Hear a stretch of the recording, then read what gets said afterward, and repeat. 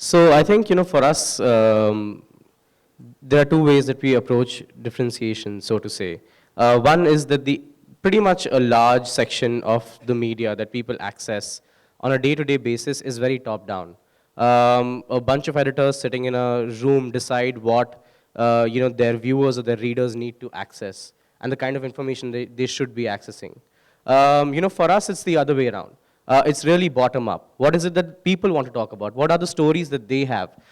It could be a story of a survivor of a sexual abuse case. It could be story of somebody protesting for their right. It could be story of an entrepreneur that was never heard. And for us, it's really about breaking that traditional mold of how stories get decided, and they reach out to a larger audience.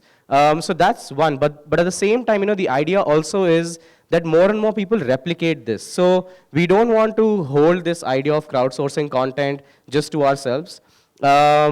So we actively reach out to publications and newer startups in the digital space, publishing space, and share technologies and strategies that we use to crowdsource content. Because that was the reason why it started, to kind of open up the space for people to speak up on these issues. So the idea even today is that more than the differentiation, we focus a lot on how can others make use of the strategies and technologies that we put in place, and replicate it to a larger audience. Because, like say, for example, Youth Ki Awaaz is very focused towards a certain target group that, video volunteers is focused towards a very different target group. So can we both work together and maybe take the videos that Video Volunteers is producing and reach out to a larger audience and see how they can make use of the same strategies to do the same at their end. So the idea is really to open up the space a lot.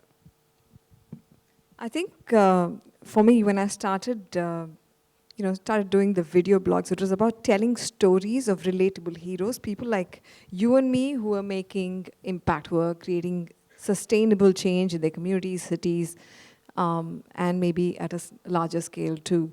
And by the end of the talk show, when I'd done about 150 of these episodes, there was quite a few there, particularly of social entrepreneurs who I thought were running businesses which were profitable, scalable, sustainable, most importantly, replicable. So to me, the most inspiring thing was finding these people whose ideas could be replicated, and whose ideas changed the way India was at some very fundamental levels, and in a very organic way, in a very sustainable way too. So to me, it was both my way of finding inspiration as well as sharing what I found. And it was a very personal process. I think for, when it's like an individual-led YouTube channel, it's a very personal process. What excites you the most, and why do you want to share that? How does it, benefit other people? So I think the only differentiator I would say is that be very clear about what excites you the most, and then go down that path and really focus on it long run. I have just 2 or 3 more questions. I want you all to get ready with your questions also after this. So my next question for the panel is, what are some trends you're seeing in this space? Internet and mobile first came to India in which year? When did internet access in India get launched?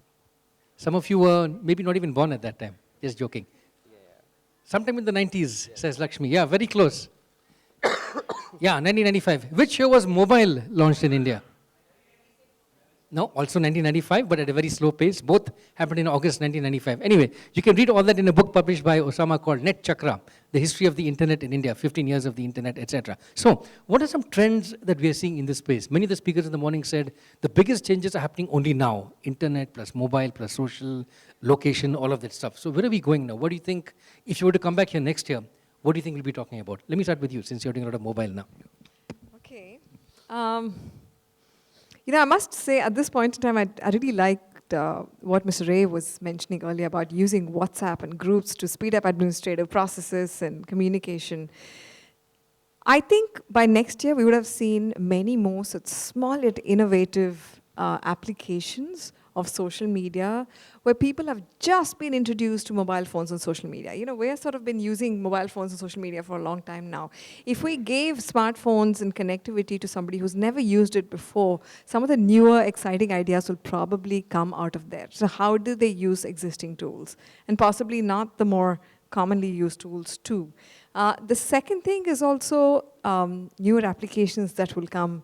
And I don't think I'm knowledgeable enough to comment on that, but it's exciting to see what next, I think. So, I think there are two things that I am particularly seeing. One is that, there is an even bigger realization today that social media can be used for social change, and it's actively being used for that. The most recent example being the Unilever example, where a rap video actually led a massive campaign where Unilever actually had to give in and pay up for whatever happened in Kodaikanal. And that's just one example. There have been so many examples of that, and I think that's a big trend that's coming up. From an industry standpoint, I think what's also happening is that people, specifically investors and business people, are finally realizing that, what, online content is something big.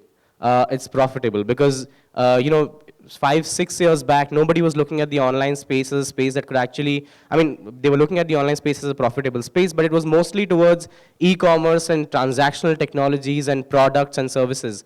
Nobody was looking at content as something that could become, a big business. But today, things have changed drastically. And be it investors or entrepreneurs, everybody is looking at content as a big source of revenue, as a big source of, shaping the way entrepreneurship is growing in newer, more creative spaces. I just want to add to what Anshul said. I think the most beautiful thing about the way social media has evolved, or the way the internet and the mobile penetration is helping, is that everybody is now participating in conversations.